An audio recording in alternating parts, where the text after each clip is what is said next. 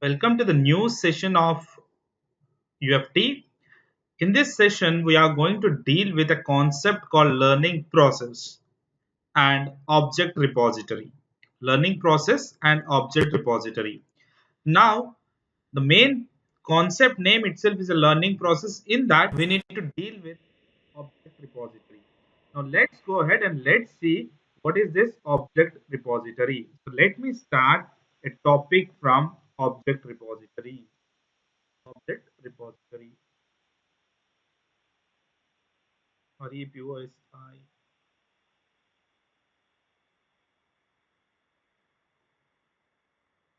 Okay, so what is this object repository and how it's useful for the testing and how QDP treats object repository? First of all, what are the objects? So all these things we'll have a look on that. Before to that, a simple answer if someone asks me like what is object repository, I'm simply going to call it as a brain for the QDP. Yes, object repository is a brain for QDP. UFT point of view, this object repository is a brain. So let me justify why I'm calling this object repository as a brain.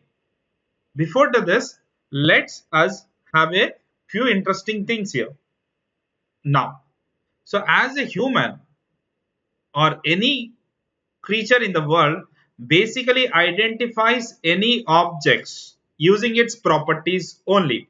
I can give you a simple example like by looking at a computer, how can we identify that it's a computer?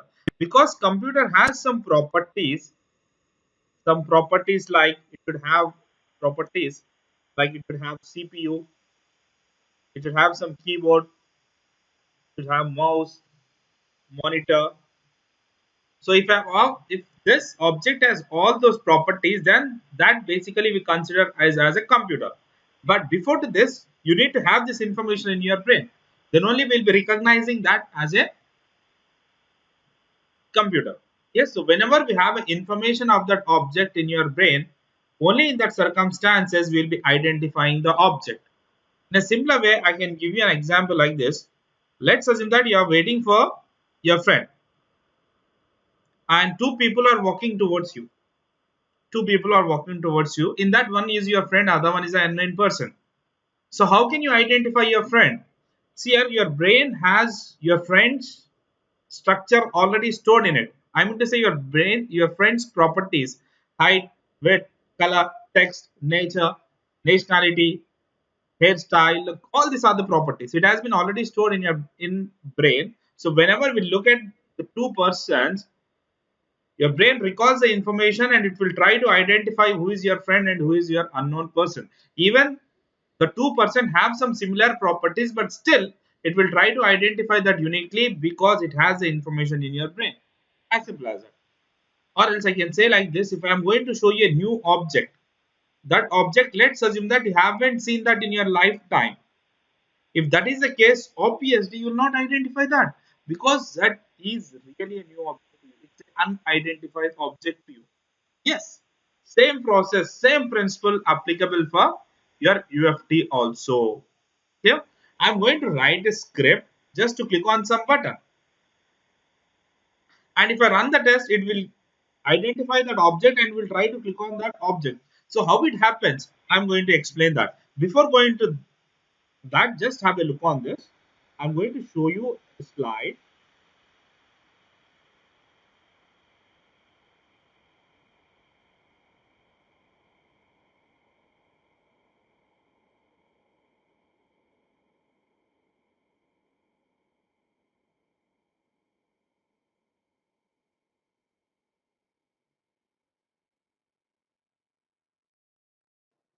So just have a look on this image.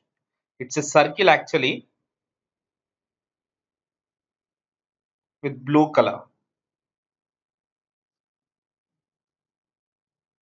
Actually saying it's a violet color, light violet. So anyways, just have a look on this image.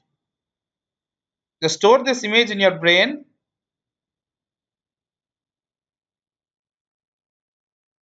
So now we have few more images here.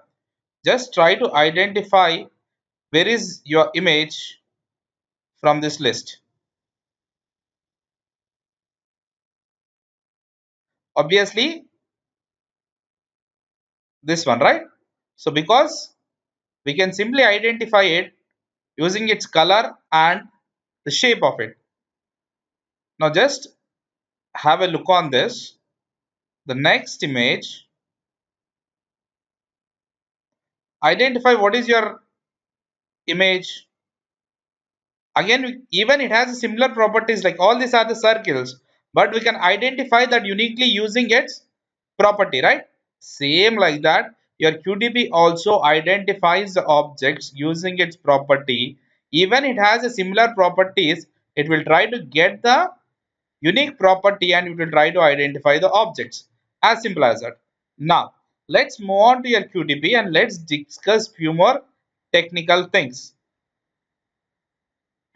Now, so as the brain stores object properties, and whenever it wants, it recalls the information and it will try to capture the data and it will compare it and it will try to identify the object.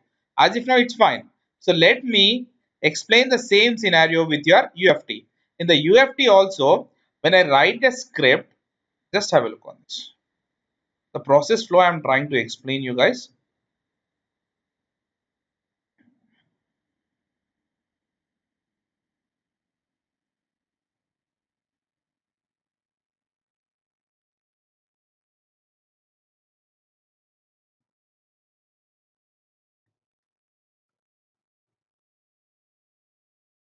Have written John and let me stop the test. That's it.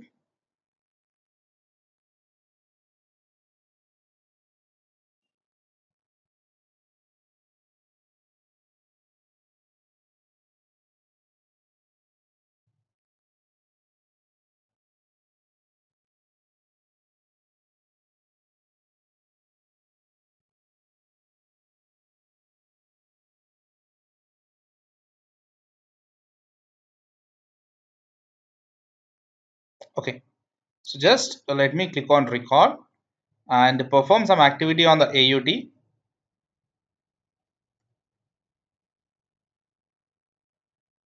and let me stop the test. Have written a script to write John in this flight, my flight application. So when I run the test, what happens actually? It will try to write the script here in this box. So we know it. So it will move and it will try to write the name here. But how it happens actually? So that is the interesting part here, what we need to understand. Okay, so this is your application and this is a script. So this script, what you are seeing, it's just a command. So it is giving the information in QTP's language to write John in this edit box. Got the point? See here, if I ask you to bring a pen, a simpler language, if I ask you to bring a pen, so what you'll do, the next question from your end is like from where I need to bring the pen. So I can say bit more information like this, bring a pen from desk, which is on a desk. So you have moved on to the desk. On the desk, you got 3 pens. So again, so rather than saying it bringing a pen, I can say like this: bring a black pen which is on a desk. So I'm giving the information to my command, right? Bring a black pen which is on a desk. So I'll move on to the desk and you'll bring that black pen because I have given a good information to you so that you that identify that pen uniquely and you'll bring back. Same like that here I have said like write John in this box, but have not given any information to it like where is this agent name exist, where it should write John, yes, and what is the property of it. That information I guess you can't see anything in the script, right? Just I have given a command to write something in that agent name, means just write John in that agent name. That is what I have given. But where is that agent name existing? how it is existing, what is the height of it, what is the property of it, what is the image of it, like how to identify that. That process I haven't given that, right? Yes. Now how it works, see here, whenever I run the test, just concentrate on this. Whenever I run the test,